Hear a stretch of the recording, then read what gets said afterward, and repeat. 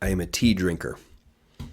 Not just tonight, but basically every day. So, time for some mailbag questions. YouTube comments or X, formerly known as Twitter, at @SMcLaughlinCFB or at Locked On Ducks. Those be the handles. If you want priority access and all sorts of other perks, go join the flock over at Subtext. Link in the description below wherever you listen to or watch this show. This from Robert. For Locked On Ducks, that be this show, would like to know if you think the Ducks could have 10 players drafted next year. Well, Oregon just set a record this year, and I think 10 could be within reach one day. Next year specifically, that's difficult. But I think the NFL draft is a really good barometer for understanding two aspects that relate to Oregon's on-field success. Number one, the caliber of players that you're bringing in. If you look at the teams that led the NFL draft this year in number of players selected, you know who was near the top? Michigan and Washington. You know who else was up there? Texas was up there. It turns out that the more NFL talent you have on your roster, better chance you have to compete for a national championship. So I think Oregon getting 8 players drafted is a testament to the caliber of players that are being brought in and also how they are being developed. Just because you bring in someone who's supremely talented does not automatically mean that guy's going straight to the NFL. I look at Kayvon Thibodeau, for instance, highest rated recruit in the history of Oregon football, number 1 overall player in the country.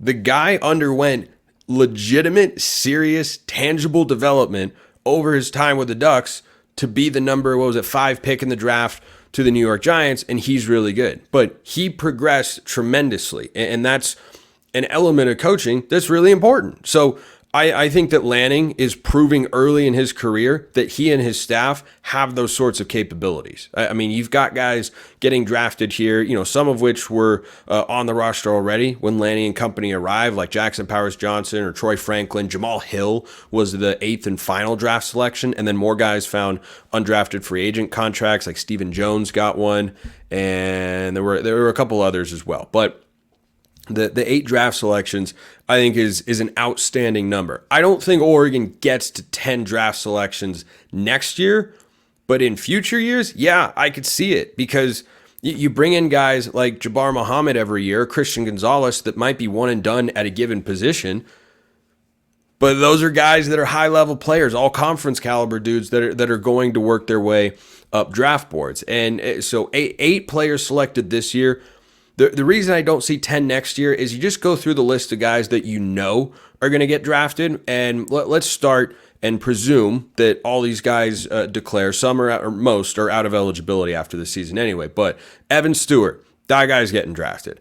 Terrence Ferguson, that guy's getting drafted. Johnny Cornelius, Josh Connerly, both getting drafted. I don't know if Connerly goes out after this year. That's not a guarantee. Certainly he could. He's had the NFL, I think, kind of monitoring him since he came out of high school. He's the number 1 offensive tackle in his class. I think Jeffrey Bassa gets drafted with the way his career has progressed. Jabbar Muhammad, that is 6. Jordan James, that's 7. If James were to go out after this year, he could have another season if he wanted to. He's going into his junior campaign. It'll probably be the most productive year he's had as a running back with the Ducks this season. That's 8 guys, 1, 2, 3, 4, 5, 6. Sorry, that's 7 guys that I say no questions asked, these dudes are getting drafted. Then you go into, well, if Dylan Gabriel's a great year, would he get drafted? Don't think the NFL is going to love a guy that's as small as Dylan Gabriel. And the same goes for Tez Johnson. These are high-end, all-conference caliber college players. Does not mean they get drafted in the NFL. Frankly, if I had to handicap it right now, I'd say Tez Johnson has a better chance of making himself into an NFL draft pick than Dylan Gabriel does. The quarterback is just a more stringent position, and Johnson is very small, but he's very fast, and his routes are really, really good, and he's got great hands. And, I look at a guy like Hunter Renfrow and say, I don't know all the things that Renfrow has that Tez Johnson necessarily doesn't. I think Renfro's a little bit bigger, and certainly plenty of scouts would be scared off by what it would look like when Tez Johnson gets hit in the NFL over and over. But I've watched Tyler Lockett as a Seahawks fan personally. I've watched Tyler Lockett make a bunch of plays as a small guy and just avoid getting hit his entire career. The guy catches the ball. He runs a great route, catches the ball, and then he just goes down. He just goes down. There was a hilarious compilation of it last year.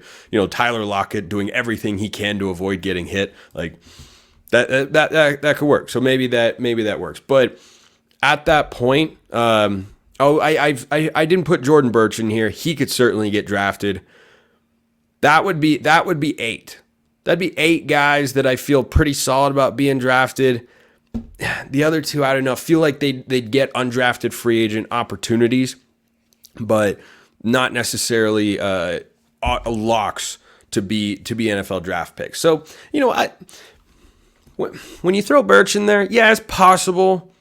I just don't know.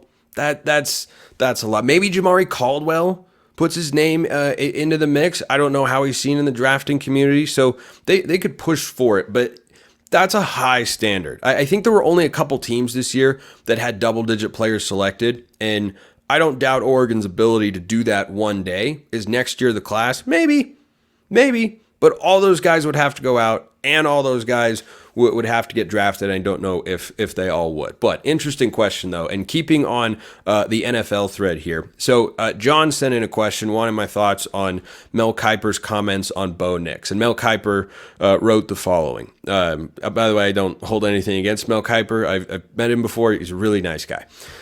Quote, "That's way too high for Nix, who put up massive numbers at Oregon but played in an offense in which he wasn't asked to go through read progressions." End quote. So Mel Kiper Jr. has been doing this for a very long time. Far be it from me to think of myself as above him. I think I can say I watched more of Bo Nix last year than he did, because he's covering the entire country for the NFL draft scouting community and ESPN. And I was covering Oregon for all of you, obviously. So I'd say I've watched more Bo Nix at Oregon than Mel Kiper has. He does have a point. I just don't think the entire context is there. The point that is correct and is actually, I think, a really positive strength for Bo Nix as he goes to the NFL is that last year he read a defense, ID'd the coverage quickly, understood the play, got the ball out of his hands quickly. That happened a lot. And there were also some design plays or design throws where you only have a certain number of options that you have to go through. That's 100% true. That doesn't mean Bo Nix doesn't have good throws that he has put on tape in which he is going through his progressions. Does he have to do it more in the NFL? Probably. You're going against better defenses, guys who are bigger, faster, stronger in that sense. But I think that for Bo Nix going into the NFL, he's not going to be able to dissect a defense, at least not early in his career. He's a very cerebral, very smart guy. We all know that. To get to that level in the NFL, there's a jump. There's a learning curve. There's an adjustment. Disguises are different. Play calls are different. Players are bigger, faster, stronger than what you were dealing with in college. And, your timing has to be that much more precise. And Bo Nix has a good arm. He doesn't have an elite arm, but neither does Trevor Lawrence. I've heard Greg Cosell talk about that for many years, that Lawrence has a good arm. It's good enough to be in the NFL, just like Bo. Both were 5-star recruits, but neither one has, a Josh Allen, Mahomes, Justin Herbert sort of arm. So I think that for Bo Nix, that's going to be a challenge for him, and I think that's a fair point to bring up from Kiper's standpoint. I just wish he had also included that, that's not an inherently, it's not all bad. Like him getting the ball out of his hand quickly was also a product of, this is one of the most cerebral quarterbacks that we've got coming out in this cycle. He's not ad-libbing and, doing things on the run all the time like Jaden Daniels. He's looking at defense and going, okay, hey, the ball needs to go here.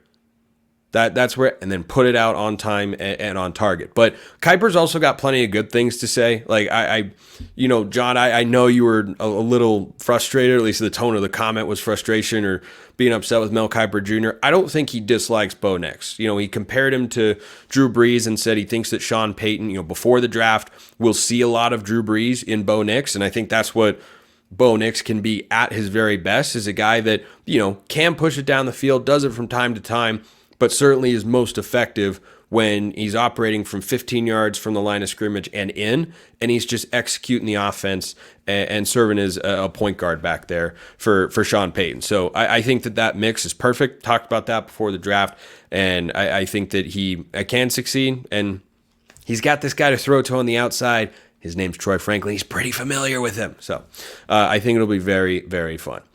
I think Oregon men's basketball is going to be awesome. The more I think about it, and the more one of you thought about it, it made me think about it a little more. I'm just getting excited for hoops next year.